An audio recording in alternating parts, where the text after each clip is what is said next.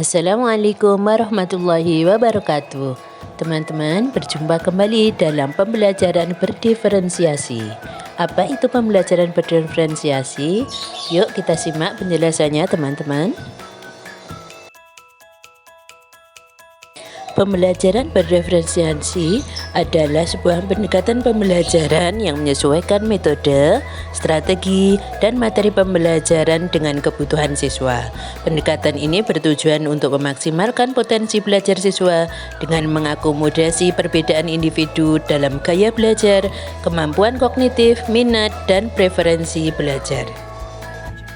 Dalam pembelajaran berdiferensiasi, guru harus memiliki pemahaman yang mendalam tentang karakteristik siswa dan menyediakan berbagai pilihan dan variasi dalam pembelajaran. Hal ini dapat dilakukan melalui penggunaan teknologi, kerja kelompok, diskusi, proyek, dan berbagai kegiatan lainnya yang menarik dan sesuai dengan kebutuhan siswa. Manfaat pembelajaran berdiferensiasi, siswa akan merasa lebih nyaman dan termotivasi karena pembelajaran disesuaikan dengan gaya belajar mereka. Kemudian, siswa dapat mengembangkan kemampuan diri secara optimal karena materi pembelajaran disajikan dengan cara yang mudah dipahami dan sesuai dengan tingkat kemampuan mereka. Yang ketiga, pembelajaran berdiferensiasi dapat meningkatkan rasa percaya diri siswa karena mereka merasa dihargai dan diberi kesempatan untuk mengeksplorasi potensi diri. Selain bermanfaat bagi siswa, tentu pembelajaran berdiferensiasi juga bermanfaat bagi Bapak Ibu guru. Dengan pembelajaran berdiferensiasi, guru dapat mengembangkan kreativitas dan fleksibilitas dalam mengajar, serta meningkatkan kemampuan profesionalisme dalam memenuhi kebutuhan siswa.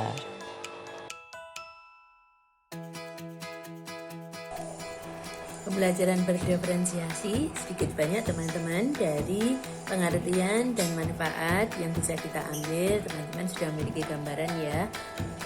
Berdiferensiasi, kata different memang berbeda-beda, tapi bukan berarti teman-teman apakah saya harus menyediakan asesmen yang berbeda pula untuk setiap anak-anak, apakah saya harus menyediakan metode penilaian berbeda-beda, metode pembelajaran berbeda-beda. Yuk simak berikutnya.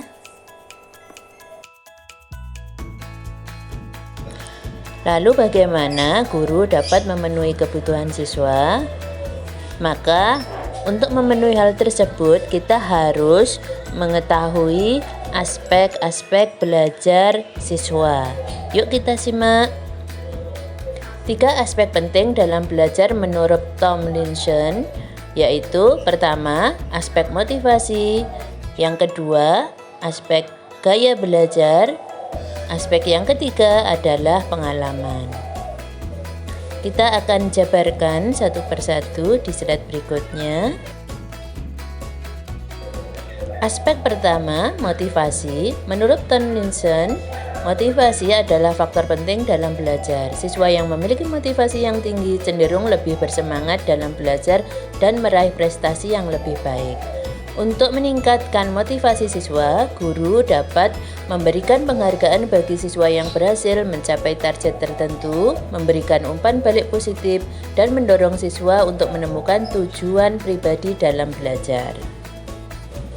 Untuk mengetahui tingkat motivasi belajar anak, maka kita bisa menggunakan strategi. Kita dapat melakukan asesmen diagnostik tentang kesiapan mereka dalam belajar. Aspek yang kedua, gaya belajar.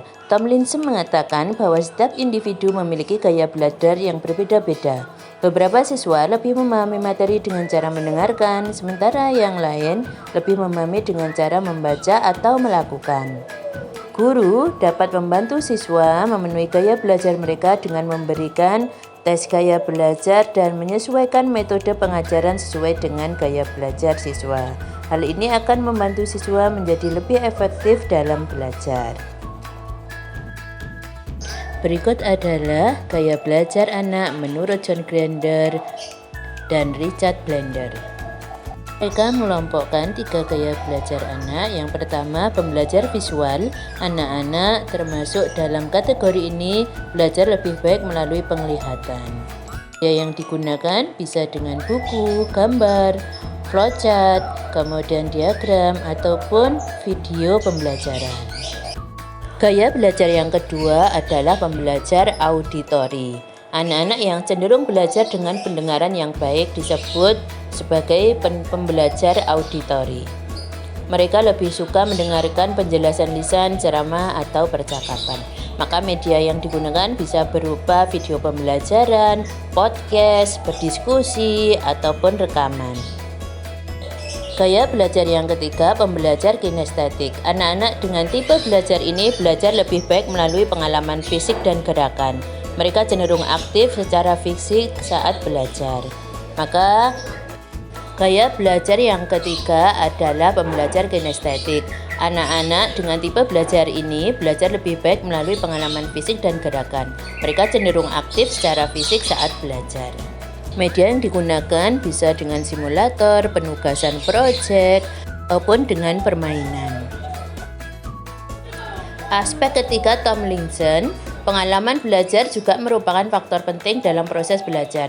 Setiap siswa memiliki pengalaman belajar yang berbeda-beda dan pengalaman tersebut dapat mempengaruhi cara belajar siswa. Pada aspek ketiga ini, guru dapat membantu siswa menciptakan pengalaman belajar yang positif dengan memberikan pelajaran yang menarik, memfasilitasi diskusi kelompok, dan memberikan kesempatan untuk melakukan praktik langsung pada materi yang dipelajari. Nah, ini tadi adalah 3 aspek menurut Tomlinson ya teman-teman. Kesimpulannya, pembelajaran berdiferensiasi adalah sebuah pendekatan pembelajaran yang menyesuaikan metode, strategi, dan materi pembelajaran dengan kebutuhan siswa. Pendekatan ini memiliki banyak manfaat bagi siswa dan guru, namun juga memiliki beberapa tantangan dalam implementasinya. Untuk mengetahui tantangan ini dibutuhkan keterampilan dan pengetahuan yang memadai serta dukungan dari semua pihak terkait. Di Indonesia, implementasi pembelajaran berdiferensiasi masih perlu ditingkatkan. Namun dengan semangat reformasi pendidikan yang ada, pembelajaran berdiferensiasi memiliki potensi untuk diterapkan secara luas di seluruh sekolah. Hal ini akan membawa dampak positif bagi perkembangan pendidikan di Indonesia. Baik teman-teman, pada video berikutnya kita akan bertemu dengan bagaimana strategi pembelajaran berdiferensiasi. Terima kasih, semoga bermanfaat. Wassalamualaikum warahmatullahi wabarakatuh.